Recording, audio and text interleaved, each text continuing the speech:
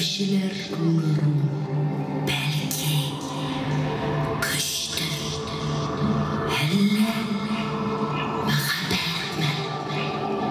Қон мұң деушілер болыр, әсіз хақлы, әммәксті хақлы. Мен жан, ауыл жаны, кіші ватан жаны. Sizning ruh, sizde, sende şiir kışı var, şanlı, şöhretli şiir. Sende ona muhabbeti, doğan yurt, niyet şurası. Sende ota babalar gururluğu, orgamaklar yorsuğu, akışlar saflığı. Eğlenip kora, biz bir kum, ırdaşlar, tuğanlar. Kum ise yolrakta, şiir ise tamarda. Edem balasının jisimi, aslı, nesili kanında.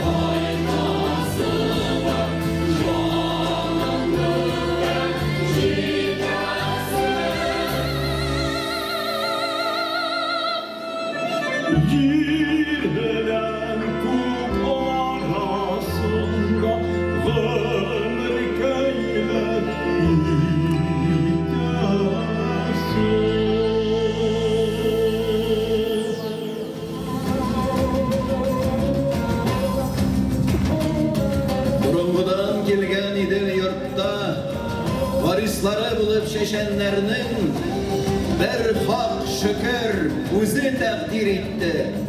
Munda tuğup, munda yaşaularını. Ana sütü bilen canğa singen, Isu jirsu hisse tükenmeslik. Asırlarının ar yağından kilgen, ilni üstün kuyu tükenmeslik. İli bulsağına kavim kalıp, isimine layık son dolaşar. Мәңгілікке varır yolun tabır, millet bulup şirde sanalaşar. İle bulsağına aradının ülegesi anar düşmeyecek. Cahilliknin zehir şili bulup salkınları canın ötmeyecek. Halkın ili iter irlaşını, ilin imin iter şahirleri. Ruhi kugu kapısı açılır, sınlı, sanlı bulsa şairleri.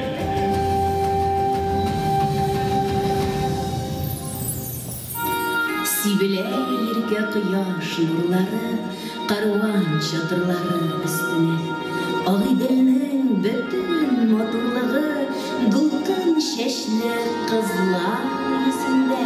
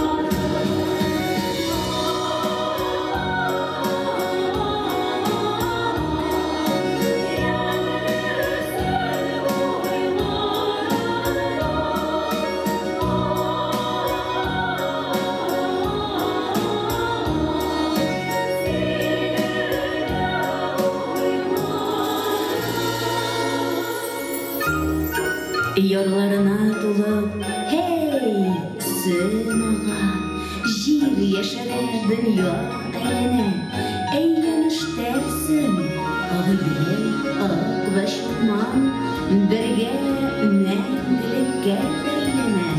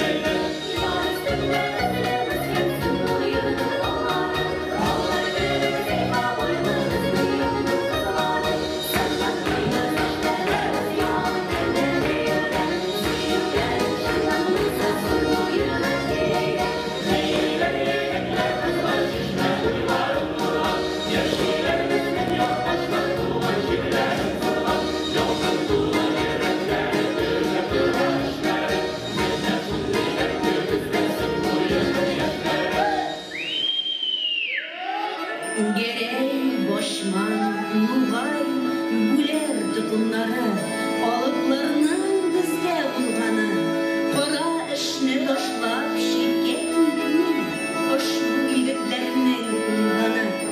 Батырлықлар жерде ятып қалмай, аққа қора білен языла, қора керет алған қызметіне, алып бара бәрсіз языла.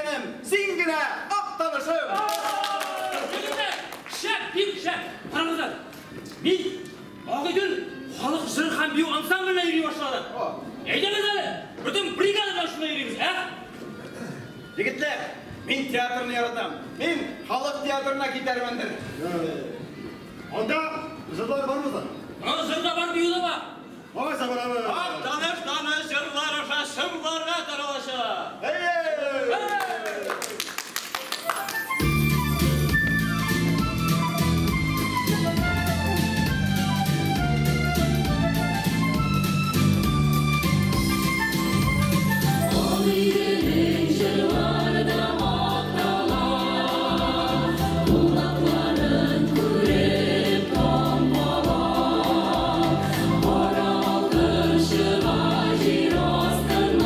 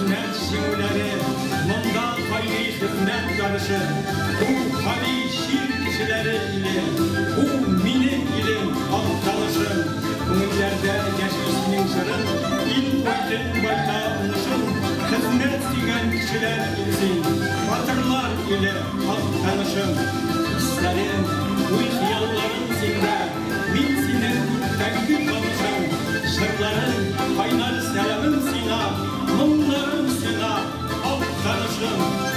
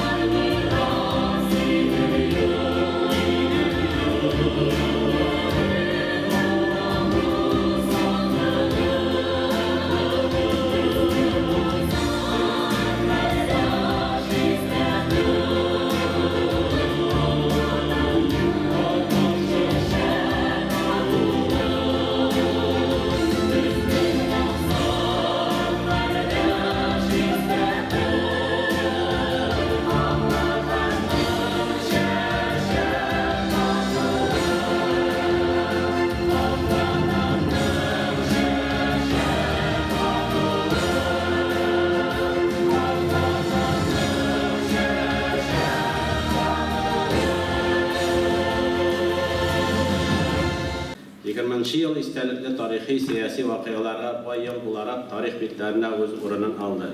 Büyük Vatan Savaşı'nda 73 yıllığı tasir tüzülen 100 yıllığı bilen birlikten bizden rayon için en mühim, en istelikli vakıyalarının birisi bulgan Aktanış avlunun 310 yıllığın hem Aktanış rayonu tüzülüge 90 yıllık yubileylerin bilgilep ötemiz. Bu yubiley dataları rayonumuzdaki hem avul, barça halk anlaşından başka uza almayı. Bu rayon cerligindeki avullarının, olardaki mektep hem medeniyet uşaklarının, işma priyatilerinin, ayrım şahıslar hem hizmet kolektiflerinin umumi tarihi olur. Bizning bugungi bayramimizda ko'p sonli qo'noqlar ham albatta Aktanış rayonining 90 yillik tarixida iz qoldirgan muhtaram veteranlarimiz, davlatimizning turli darajadagi orden medallarini, maqtovli ismlarini loyiq bo'lgan xizmat oldinlari, avul jerligi boshliqlari, rayon soveti deputatlari, xo'jalik uyushma yetakchilari ham maktab direktorlari qatnashadi.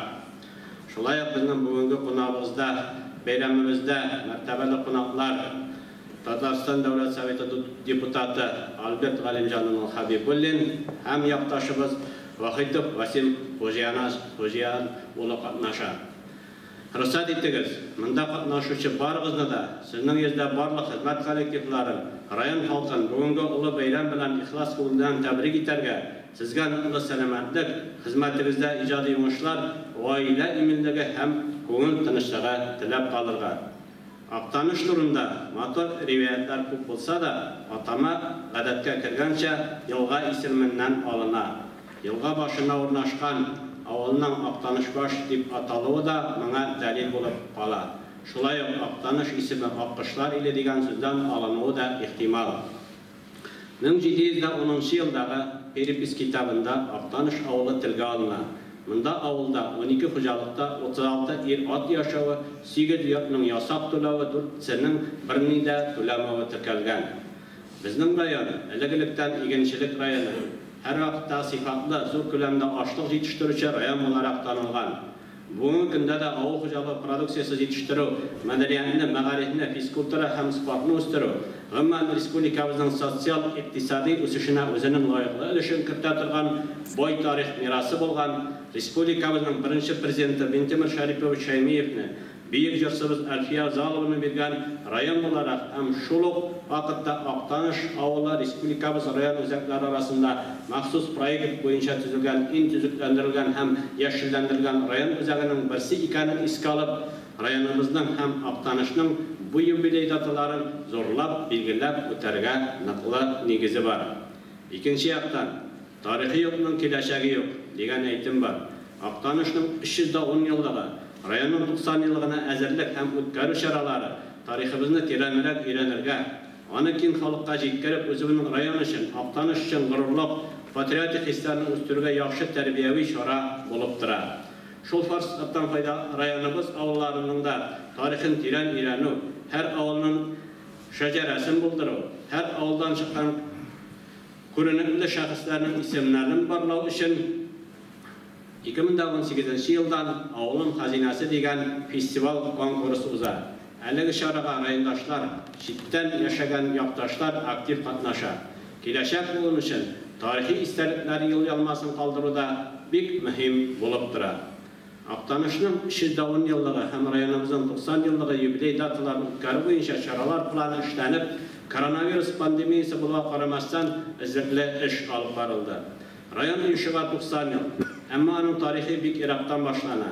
Yamli Abidal Jablasin bo'yina seyinib o'tirgan bu tubak haqida so'ylaganda, uning tup-tugarak zangar pullari, erkin bosuvlari bilan birga shu yoqni o'z etib, shu yerda bugungi kunda turmush qurgan burungi bobolarimiz ko'z oldina kelib bosadi.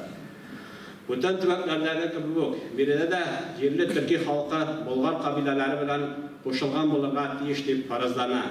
Bizning kindik jiplarimiz Bulgar bobolarimizga borib tutashadi. Ag'idal bo'yinda Turachin, Sunyab ham boshqa avul qoldiqlari bor. Ag'idalning tuban ağışındagi taqtalashi Kishir avullarida 13-14-asr qaragan qabrliklar bor. Bizning yerlikda eng avval Uyg'ur xalqlari yashagan Binya Borham, Bronza epoxali arxeologik materiallarni qabrliklari shu haqda so'zlaydi. Актаныш төбәгендә яшәүче халыкларның борынгы тарихына караган материалларын табу шактый кыйынлыклар белән бәйле булса да, билгеле булган кадәресен күздән кичереп, шул нәрсә ачыклана. Игенче крестьян язмышы һәр чак җир язмышы булып тыгыз бәйләнгән булган. Авыл хуҗалыгын коллективлаштыру, заман таләп иткән илебез үсешенең хәлиткеч бер этабын тәшкил иткән олы вакыйга крестьян массаларының социалистик төзелеш юлына ныклап аяк басулары була. Колхозлашуга кадәр крестьяннар ялгыз тормыш алып барганда эш кыралларда, гади сукалардан, чалгы, урак, чабыгычлардан гына торган. Күмәк хуҗалык оештыру исә механикалаштырган әле хуҗалыкларга күчү була. Ул чәчелек мәйданнарының артуына, җир эшкәртү культурасының күтәрелүенә, халыкның материал һәм рухи хәлен яхшыртуга китерә.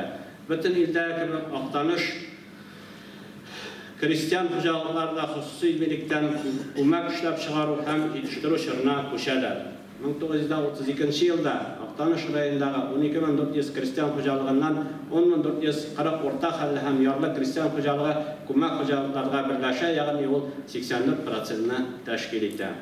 30 елда партия Совет хөкүмәте күрсәтмәләре нигезендә Волос кантон формасындагы административ-территориаль бүленешләр бетерелеп, Актаныш, Такталашык, Семей-Остров, Иске Кырмаш волосларына кергән авыл советларыннан Актаныш районы дигән яңа берәмлек төзелә. Район советы башкарма комитетының беренче рәисе итеп Бикташев Сабирҗан сайлады. Бу вакытта Кушы волосты Мизәлә районында кала. 1935 елда оешкан Калинин районы составына Шуракай, Иске Байсар, Сәфәр, Яхшы, Лиман, Әтәс, Күҗәкә авыл советлары керә. 1959 елның 12 октябрында Актаныш һәм Калинин районнары кушылып, район үзәге Актаныш булып кала.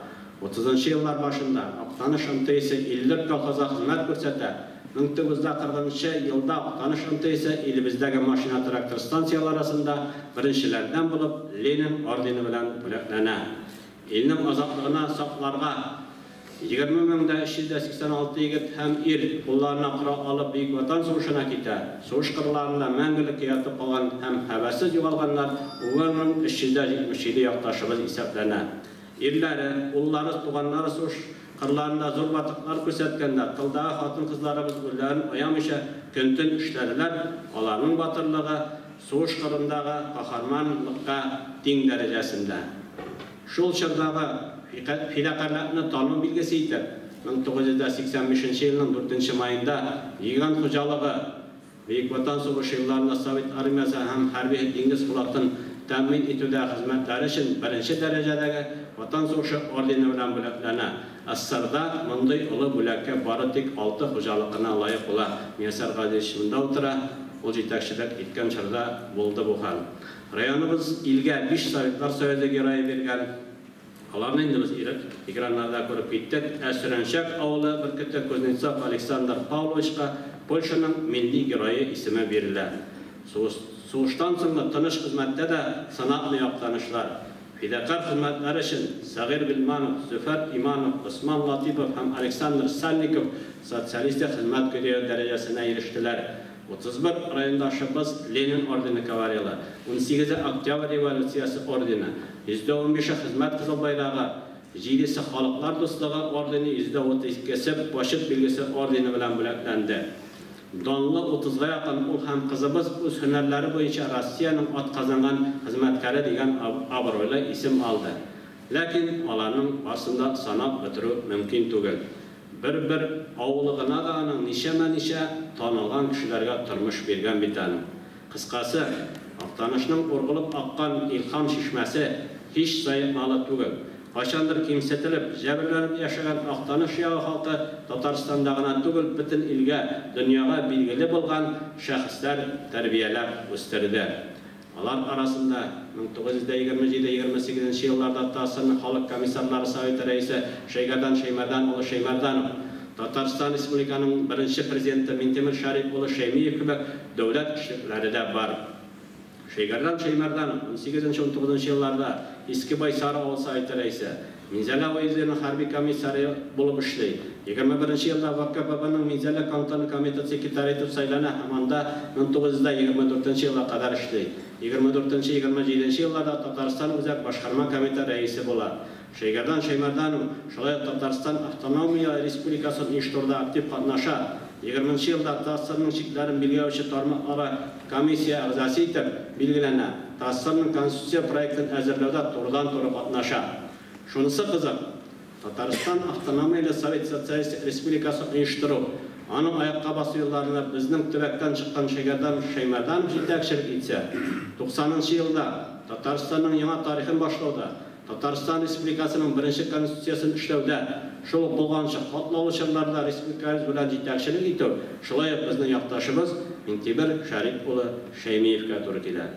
Cumhuriyetimizin birinci yılbaşı, Tataristan'ın münatı Rusya'nın dünya kılem tanılgan devlet işlikisi, Rusya'nın hizmet göreyi, vatan aldığında kazanışlar için ordeninin tolu kavaleri, Tatar halkının barlık asıl sıfatların gövdelendirişi, anın namusun, zirek akılın, tapkırlığın, süzümlülüğün şakıldırışı kahraman olup көтерілуі ақтанышының нендей төбәк екенлігін күзалларға ярдәм итә.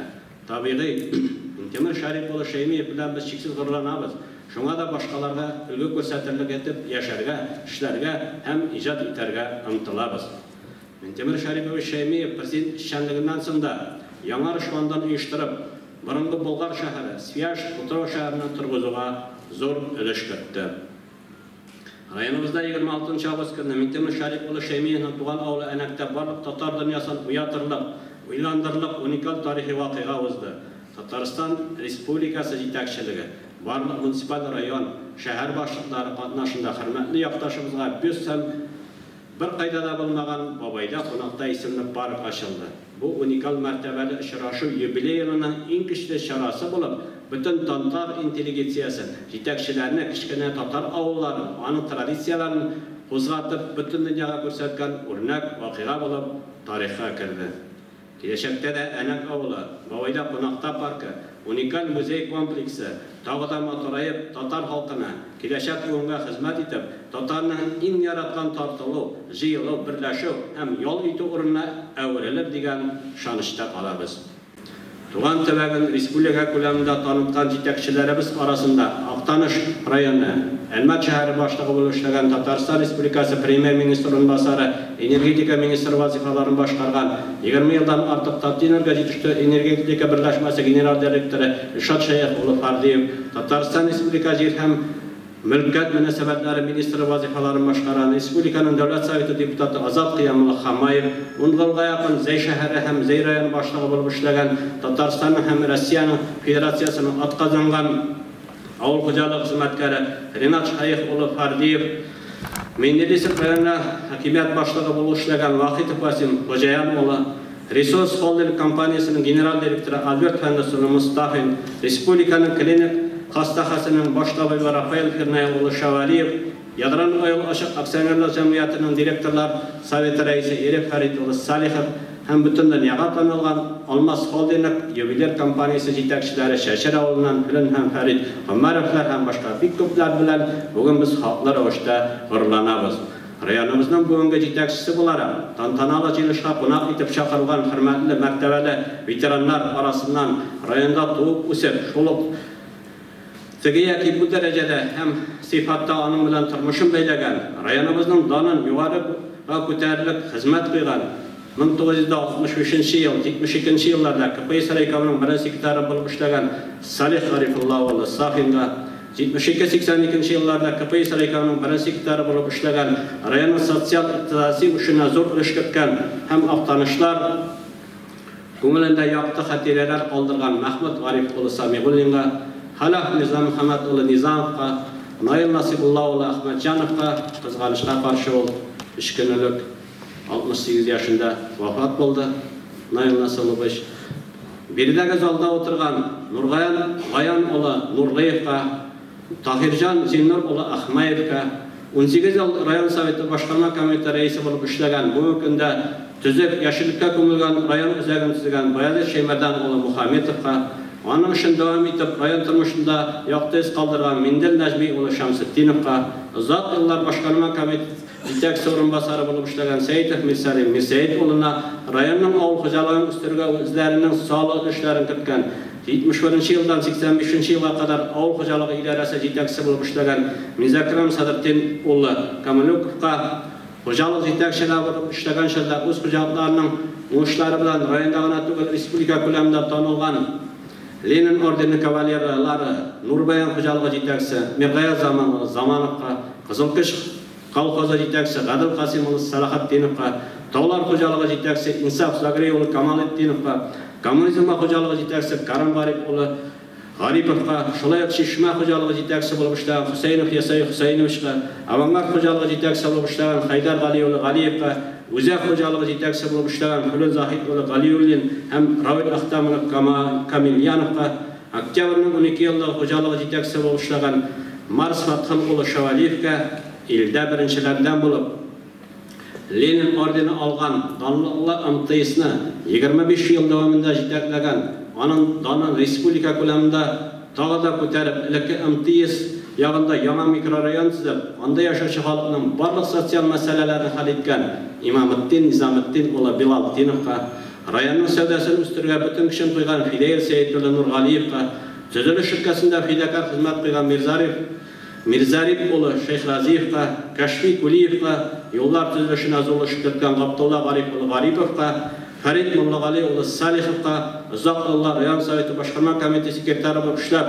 o'zlarining nomusli xizmatlarini qilgan Nojiya G'imron qizi G'imronova, Marsaliza G'arif qizi G'aziddinova, Ramila G'alabiy qizi Sharapovalarga, matbuotni o'stirudagi zo'r ulushlarni kiritgan Vogiz Malik o'g'li Malikovga, Hamid Minnag'ayan o'g'li Minnag'aliyev, Amirjon Zayd o'g'li Mutallabov, Rabis Abdullah o'g'li Shayxov, xalqqa kun ko'rish xizmati ko'rsatuv өлкәсендә ishlagan Ahsan Haris o'g'li Zaripovga, Ildar Sardar o'g'li Imamovga, 45 yildan ortiq xizmat yo'lida o'rmon xo'jaligına boshlangan Marsil Shokirjon o'g'li G'ilayevga, Qo'l xo'jaligi bilgishlari Sadava qizi Shayxraziyeva, Madaliyev Timosheyev o'g'li Basirov, Mirzanur Bayazov o'g'li Shakirov, Ilgiz Mirg'ayazov o'g'li Harisov, Rinat Sharif o'g'li G'aripov turli chorlarda xizmat batirliklari ko'rsatib, Lenin ordeni kavalyerlari, hukumatimizning orden medallari bilan bo'laklangan Dilfina Bori qizi Kagirova, Valixan Ildarxon o'g'li Ildarov, Tahiya Kashmiraziy qizi Kashmiraziyeva, Halima Zakir qizi Hanipovalarga cheksiz rahmatimni bildiraman. Ham sizning fidakor xizmatingiz uchun sizning yuzda sizning bilan qo'l tutinib ishlagan boshqa bir ko'p xizmat veteranlari xizmat andiqlari oldida Oqtanish xalqi ismidan boshlayman. Xizmat veteranlari tanilgan xo'jalik yetakchilarining ishin 35 yildan ortiq Shaybarda ismidagi Toshkent xo'jaligini yetaklovchi Rasifsonning atqazangan avul xo'jalik xizmatkori, Tatariston Respublikasi oldinda qozonishlari uchun Tatariston Respublikasi ordeni bilan bo'laklangan Ravhat Saljanullo Salihjanov, Tatariston Respublikasi oldinda qozonishlari uchun Tatariston Respublikasi ordeni bilan bo'laklangan Tatariston Respublikasining atqazangan agronomi 34 yildan ortiq xo'jalikni yetaklagan Negiz xo'jaligi yetakchisi Domir Amin o'g'li Yalilov, Tatariston Respublikasi oldinda qozonishlari uchun Tatariston Respublikasi ordeni medali bilan bo'laklangan Tatariston Respublikasining atqazangan avul xo'jalik xizmatkori Halil Mansur o'g'li Xo'jin, Tatariston Respublikasi oldinda qozonishlari uchun Tatariston Respublikasi ordeni medali bilan bo'laklangan Tatariston Respublikasining atqazangan avul xo'jalik xizmatkori Tomir xo'jaligi yetakchisi Ilyas Mirzohid o'g'li Mirzayanov, fidakor xizmati uchun medali bilan bo'laklangan Tatariston Respublikasining atqazangan iqtisodchisi Anak agrofirmasi xo'jalik yetakchisi Faris G'ayozov Fathiyev, yuqori texnologiyalar qo'llanib ish olib boruvchi Oqtanish agrofirmasi yetakchisi Ramil Fidusirvaliyev kabi respublika ko'lamida tanilgan obro'li yetakchilar davom etadi. Sizning xizmat estafetasini davom etib, bugungi eginchilarimiz, tirikchilarimiz, umuman rayonimiz xizmatchilari o'zlarining fidakor xizmatlarini qo'yadilar.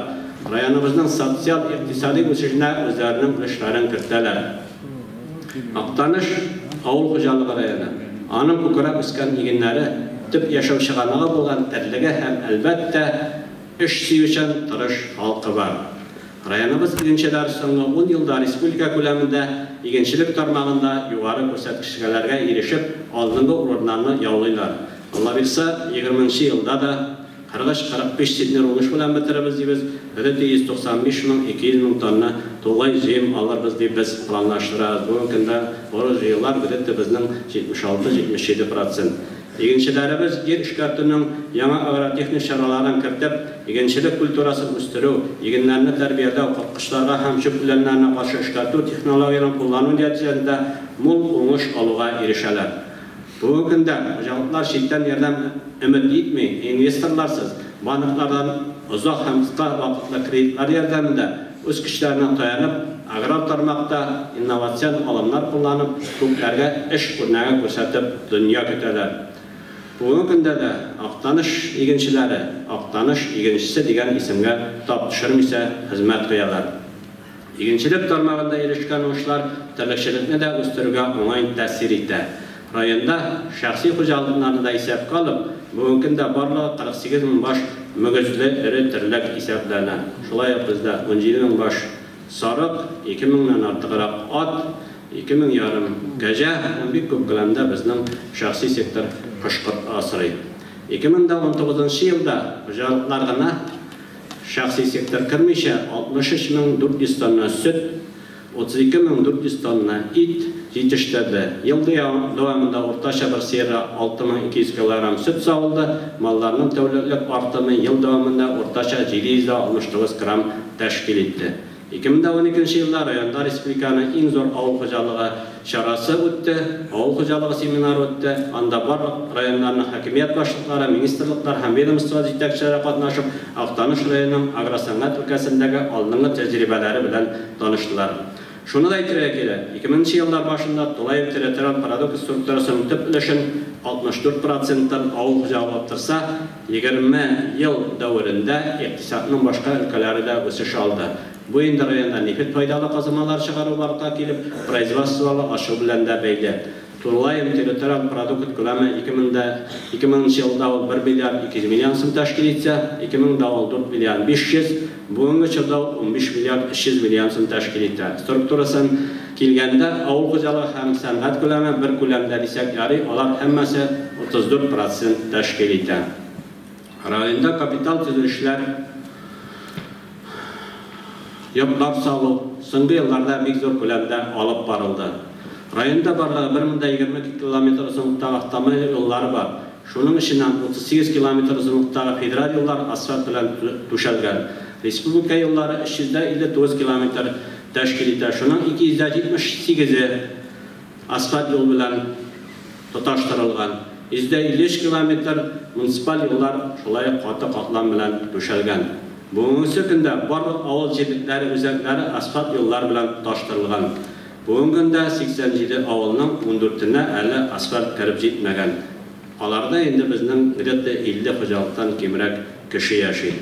Барысы 2010-2019 елларда барлыгы 115 км асфальт юл төзелеп файдалануга тапшырылды. Әлбәттә, район үзәгендә 85 км озынлыктагы юлларның әле бары тик 56 км гына асфальтланган. Иң зур проблема безнең район үзәгендә кала, киләчәккә Алла бирсә. Трап төзелеше елдан ел күбрәк кылач ала бара. Бүгенге көндә районда трап белән гомуми тәэмин ителеш бер кешегә 28 квадрат метр туры килә. 2000 елда ул 16,9 квадрат метр иде. АПК программасы буенча трап төзелешенә районда 2006-2019 елларда 602 гаиләгә 512 миллион сум акча алып кайтып бирелде. Санитар, мәгариф, сәламәтлек саклау, мәдәният, физкультура, спорт, социаль яклау мәсьәләләрендә уңышларыбыз, казанышларыбыз җитәрлек безнең. Революция кадәр безнең як авылларында укыту тәрбия эшләрен дин белән бергә алып барганнар. Һәр авылда муллалар булган. Алар дин сагында торган, халык арасында тәрбия эшләр алып барганнар. Өйләренә, мәчетләргә яисә аерым төзелгән мәдрәсәләрдә балаларны укытканнар. 12-13 гасырлардан башлап авыллар зорая башлау белән мәчетләр төзелә. Күпчелек авылларда муллалар дәресләрне мәчетләрдә үткәрә башлый. Илебездә 1920 елларда мәгариф өлкәсендә күп кенә реформалар башлана. 100 елдан артык тарихы булган беренче санлы Актаныш мәктәбендә бу вакыйгаларның үзәгендә була. Ул үз эшчәнлеген 7 еллык булып башлаган мәктәпнең беренче директоры Әсхат Баһаутдинов була. Ул Татарстан укытучыларының беренче съезды делегаты. 34-35 уку елында мәктәпнең яңа бинасы сафка баса, ул Таубашында хәзергә мәктәп урамында була. 35 елда мәктәп урта мәктәп булып эшли башлый. Пионер комсомол оешмаларына беренче нигез салучы Зәки Әхмәтшин булган. Соңрак ВЛКСМның Татарстан өлкә комитеты секретары булып эшләгән. Шулай ук халык мәгарифен үстерүгә, балаларны тәрбияләүгә гомерен багышлаган Әхсан Шакир улы Шакиров. Хауи Салих улы Салихов, Мирза Мардан улы Хистимарданов, Игзар Фатхулла улы Шавалиев, Георгий Яков улы Сергеев, Мәскәүдә Шахрам кызы Азат Шарип улы Латиповлар, Рафига Габид кызы Галиева, Рим Каян улы Мустафин, Татарстан Республикасының халық оқытушысы Дилара Дығлас кызы Хаббаттиновалар белән шексез горурланабыз.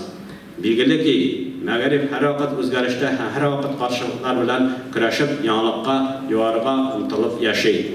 Белгәнебезчә, укыту өлкәсендә балаларның табигать тарафыннан бирелгән сәләтен үстереп, аны иҗади шәхс итеп тәрбияләү, сәләтле балаларны табу, аларны эшчәнлеген үстерү хәзерге көндә төп бурычларның берсе булып тора. Шул максаттан чыгып 2005 елда төзелгән 3-нче мәктәп базасында 11 елда министрлар кабинеты карары нигезендә сәләтле балалар өчен гуманитар гимназия оешты.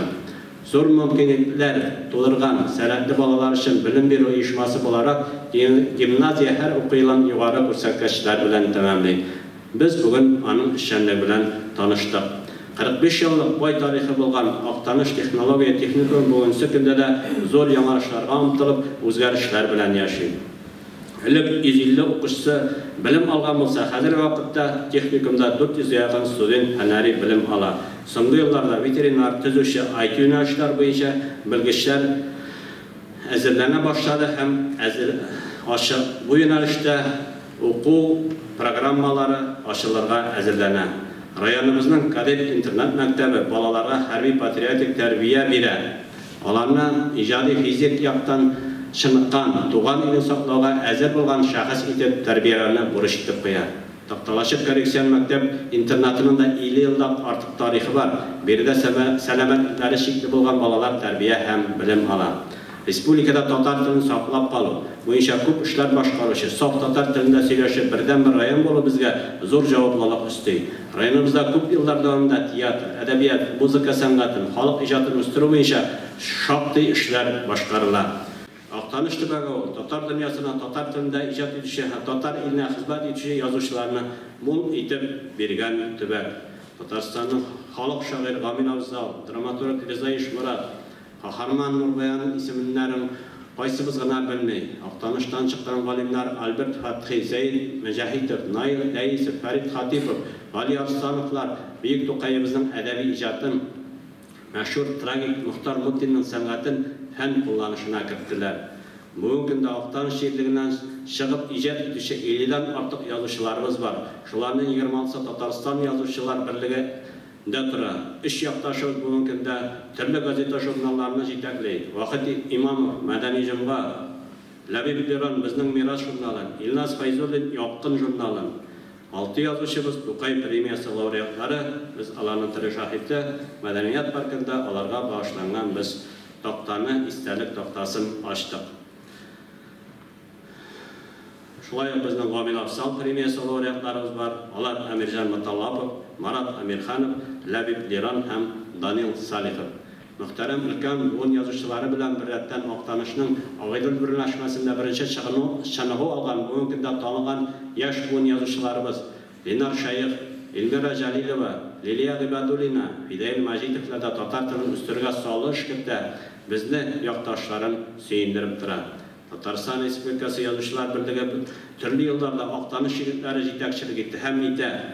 Бу да Актаныш язучыларының ныклыгы, булганлыгы, талантлары турында сөйли. 2005-12 елларда якташыбыз Мирза Мөхәммәд улы Татарстан Язучылар берлеген җитәкләгән булса, 2016 елдан бирле инде якташыбыз Данил Салихов Татарстан Язучылар берлеген җитәкли. Бүген Актанышыбызда юбилейларыбызның иң истәлекле вакыйгасы районыбызның һәм Татарстаныбызның милли йөзен билгеләүче 6 шәхескә Тукай премиясы лауреатларына Мәдәният паркында истәлек тактасы ачтык.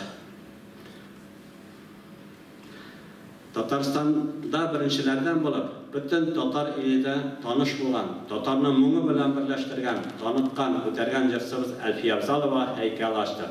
Бу бер яктан Актанышның милли архитектура мәдәни йөзен булдырса, икенче яктан бу зур легендар шәхескә аның иҗатына, дәрәҗәсенә туры китереп, туган ягында бәя һәм мәдхиядә булып тора. Культура ағартушы бізде 20 жылдарда башлана. Алар изба шитәрні деп, аларда эшләүчеләрне изба дип йөрткәннәр. Клублар чагыштырмача соңрак ачыла башлаганнар. 30 елларда инде авылларда сәләтле яшьләрнең җыелы спектакльлар куйганы мәгълүм. Район үзәгендә культура йорты сугыштан соң төзелә. Аны төзүдә Хамит Нәбиевнең көче күп куела. Бөек Ватан сугышыннан соң кайткан солдат клуб төзүшендә үзе башлап бери һәм аның беренче директоры була. Хамит Нәби сәләтле музыкант иде. 60-70 елларда районда тынлы оркестр бик популярлашты. Һәр колхоз үзәгендә диярлек тынлы оркестрлар булдырылды. Хамит аби һәр колхозга барып укучыларны җыеп оркестр оештырып йөрде. 50 елда Совет армиясы сафларынан Хамит Раянов кайта. Мәдәният өчен 2 Хамит бергә җигелеп тарта. 62 елда Хамит Раянов район мәдәният йорты директоры булып эшли башлый һәм шушы йөкне пенсия яшенә җиткәнче 86 елга кадәр тарта. Хамит Раянов хөкүмәтебезнең иң югары бүләге Ленин ордены белән бүләкләнде. 80 елда Арсовның атказан культура работник дигән мактаулы исемгә лаек булды. 70 елларда авылларда яңа мәдәният йортлары төзелде. Күп меңнәрчә сумлык сәхнә костюмнары булдырылды. Мәдәният йортларының материал-техник базасында 76 елның 9 октябрендә район культура комплексы ачылды. Районның мәдәният тормышында Агыйдел халык җыр һәм бию ансамбль эшчәнлеге зур игътибарга лаек. Ансамбльнең тарихы 66 елдан башлана. Район тарихында беренче тапкыр биючеләр Казанга барып телевидениегә язылалар. 69 ел ансамбльдә Агыйдел җыр һәм бию ансамбленә халык ансамбле дигән мактаулы исем бирелә. Аның беренче саңга җитәкчесе Татарстанның атказанган мәдәният хезмәткәре Илгиз Ганиев билгеләнә. 74 елдан ансамбль белән Татарстанның атказанган мәдәният хезмәткәре Робсон Мусин җитәкчелек итә. Беренче балет министры Татарстанның атказанган мәдәният хезмәткәре Азат Закиров була.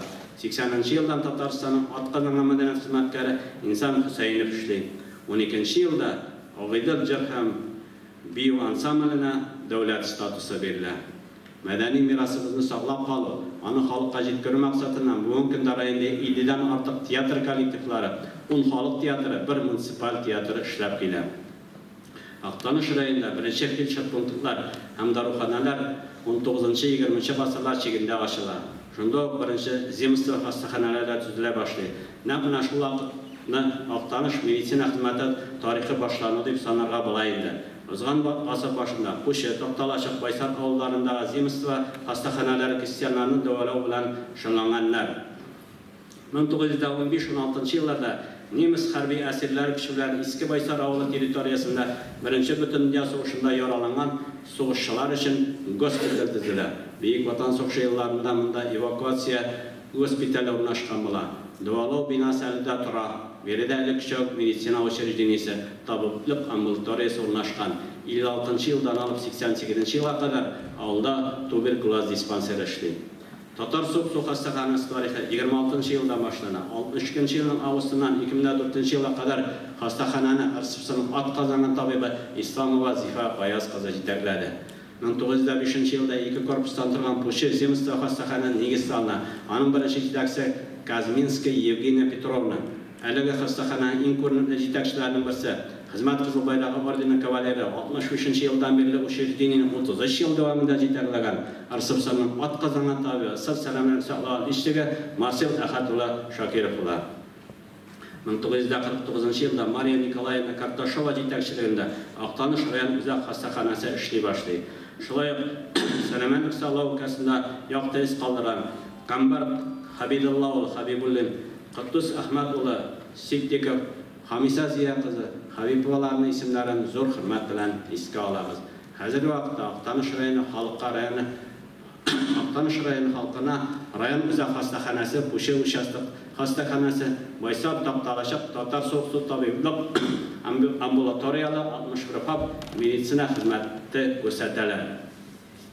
Үткәннәргә күз салып, 50 еллык гомер булган нәтиҗәләргә караганда без район ярышларында катнашып, җиңүләргә һәм уңышларга куанган булсак, республика Россия ярышлары турында хыяллана да алмайды. Ул вакытларда районда физкультура һәм спортны үстерүгә зур эш көткән Плюс Арслан улы Арсланов, Илфат Каюм улы Иманаев, Фәрид Захид улы Ахмадишин, Фирданат Имам улы Шейхуллин, аларның эшен лаеклы дәвам иткән Фирдәүс Гаязалы Ахматов, Айрат Сыңгат улы Дарила Халим кызы Гарамовлар, Шамил Фатихулла Латифулла спортка таудай яракүләргә күтәргән Bilgiçlerimizge rahmetlerimizni yetkiremiz. Ayıp turmuş, selamet yaşam rövüşü alıp bargan kişikke neden kul arasına kirip fizik hem ruhiyattan şanıgıp üsken oktanışlar özlerin Tatarstanda ildegine tügül dünya kuleminde de tanıttılar.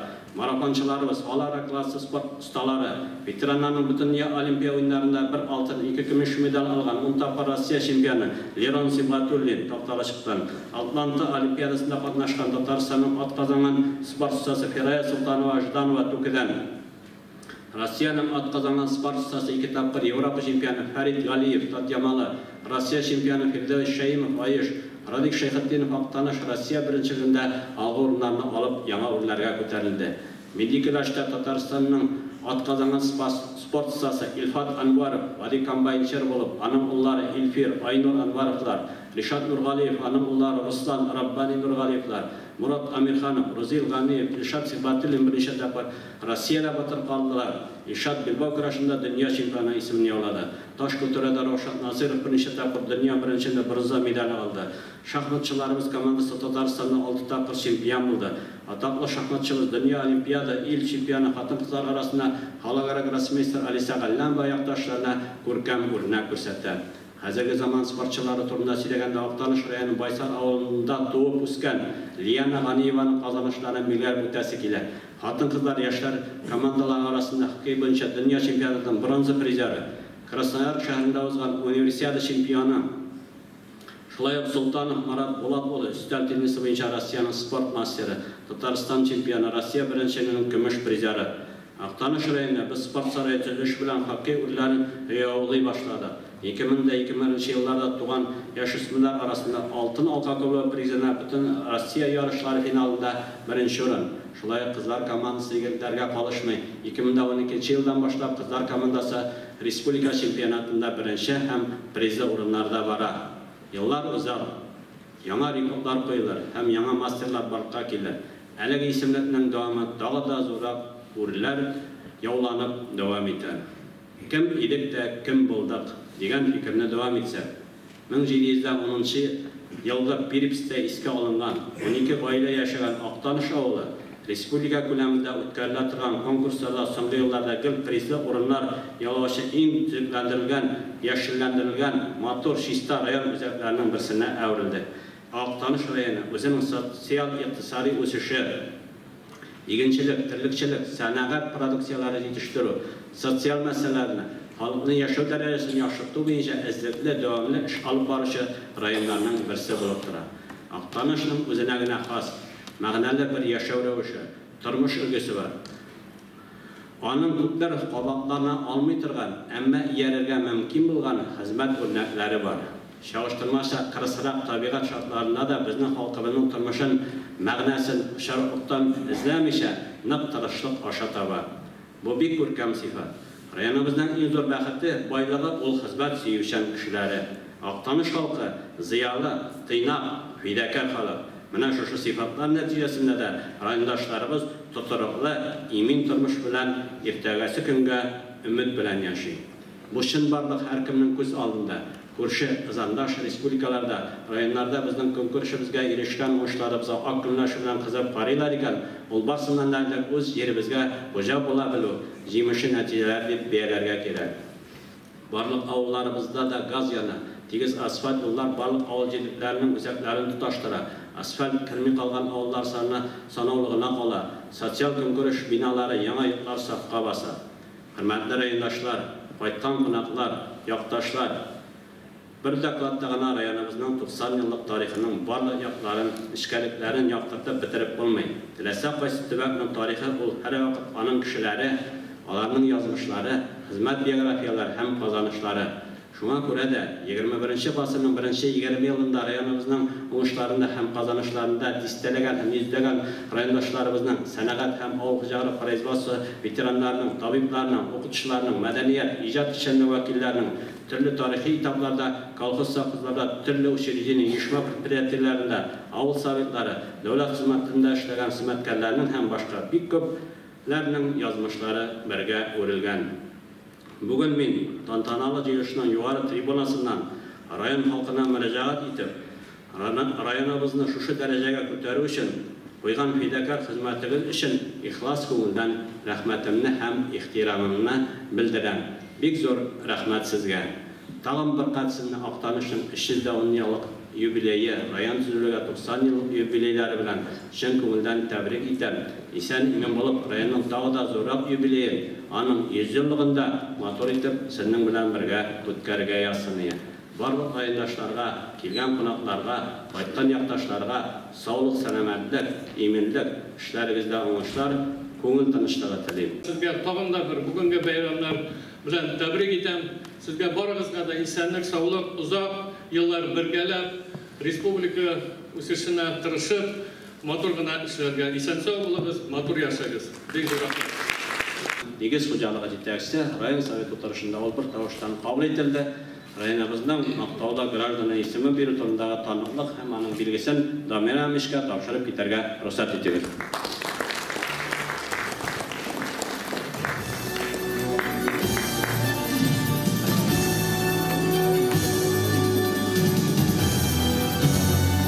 Татарстан Республикасы Президенті указы белән Республиканың агросәнәгать комплексын үстерүгә мөһим өлеш кертүе һәм күп еллык нәтиҗәле хезмәте өчен озак еллар башак җаваплылыгы шикләнгән җәмгыятен җитәкләгән Бужин Халил Мансур улы Татарстан Республикасы алдындагы казанышлары өчен ордены медале белән бүләкләнә.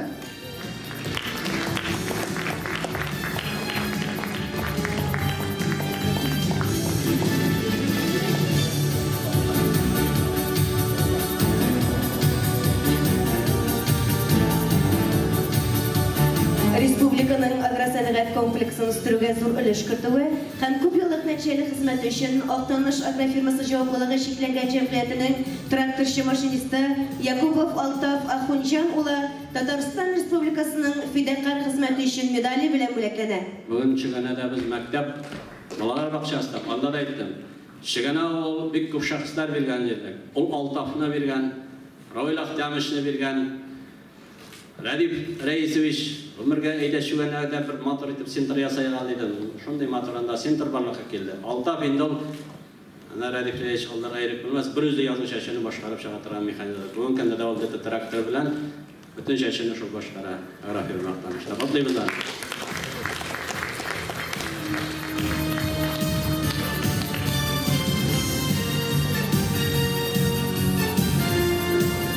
Республиканың тұрак коммунал хуҗалык тармагында күп еллык нәтиҗәле хезмәте өчен Теплосервис җаваплылыгы шикләнгән җәмгыяте директоры Нәгыймов Дилфат Мисхат улы Татарстан Республикасының фидакар хезмәте өчен медале белән бүләкләнә.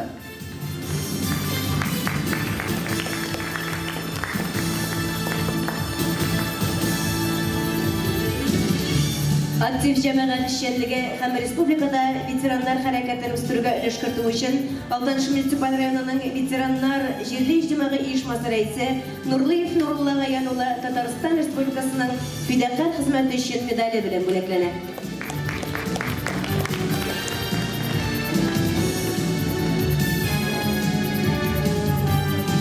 Республиканың агросәнәгать комплексын үстерүгә өлеш кертүе һәм күп еллык намуслы хезмәте өчен крестьян фермер хуҗалыгы башлыгы Фәрдиева Хаҗар Гали кызына Татарстан Республикасының ат казанган авыл хуҗалыгы хезмәткәре дигән мактаулы исем бирелә.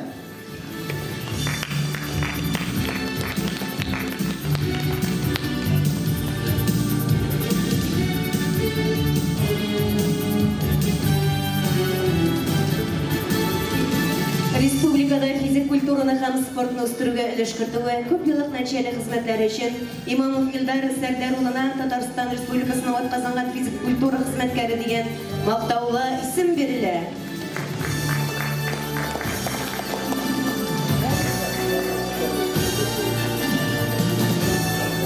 Татарстан Республикасының муниципаль районының сәнгать һәм мәдәниятен үстерүгә зур өлеш кертүе һәм күп еллык нәтиҗәле хезмәте өчен Иске Кырмаш авыл мәдәният йорты директоры Хамматуллина Рәмилә Әсләх кызы Татарстан Республикасы Дәүләт Советы рәисенең рәхмәт хаты белән бүләкләнә.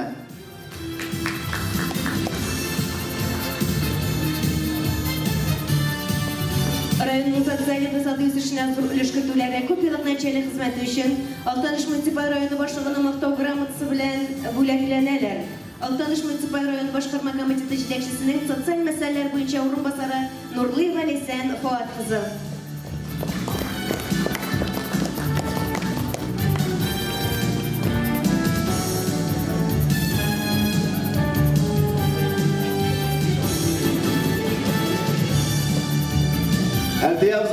Ишмайга район мәдәният йорты культ организаторы Мусин Рөстәм Робсонұлы.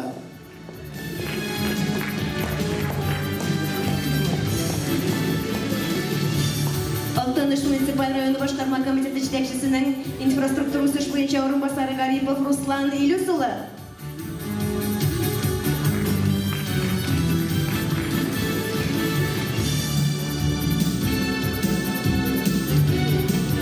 Алтыныш муниципаль районы башлыгының рәхмәт халкы белән бүләкләнәләр. Язучы, прозаик, драматург, журналист Муллагалиева Айгөл Габдулла кызы.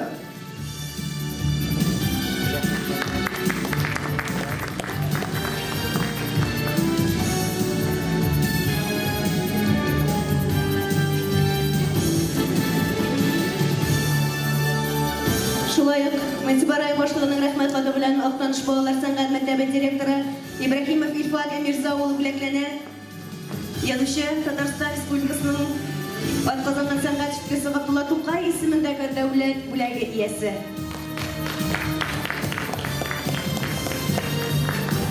Әлби Абзалова һәйкәлен иҗат итүче сынчы Валиуллин Фәнил Әлфәт улы бүләкләнә.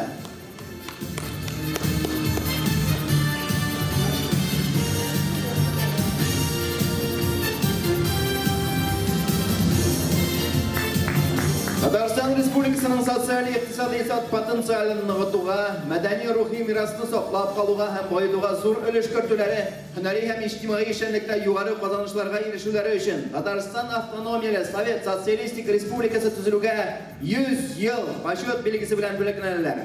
Әмирханов Мөнир Мәснәви улы.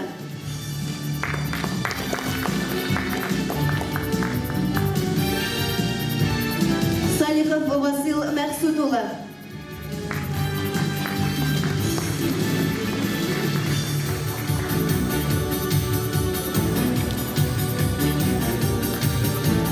Мусин Робсон Мирза улы.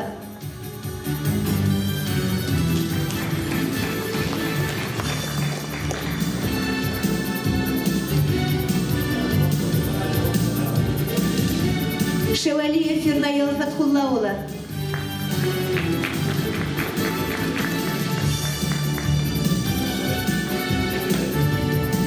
Мусина Мәйсәрә Хатип кызы.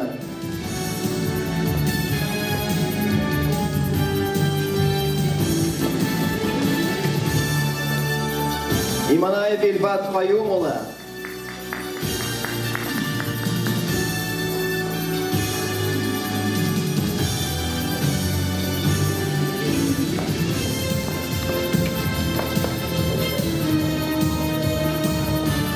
Хужина Клара Мөхәммәдияр кызы.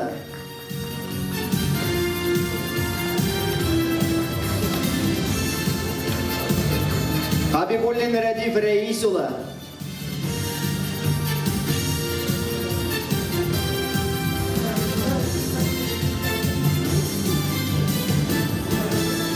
Хабибуллин Рәдиф Рәис улы бергә чакырабыз.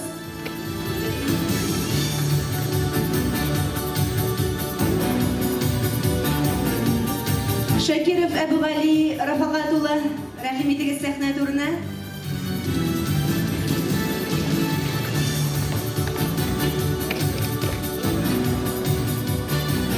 Валиев Әнвәрдин Әбүзәр улы, рәхим итегез.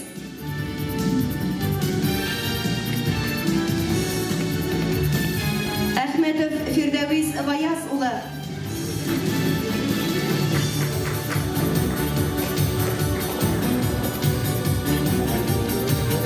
Римазетдинов Мирзагали Бәкер улы. Төрле елларда, төрле тармакларда эшләгән хөрмәтле өлкәннәребез, сезгә бик зур рәхмәт. Сез районыбызның тире тарихлары.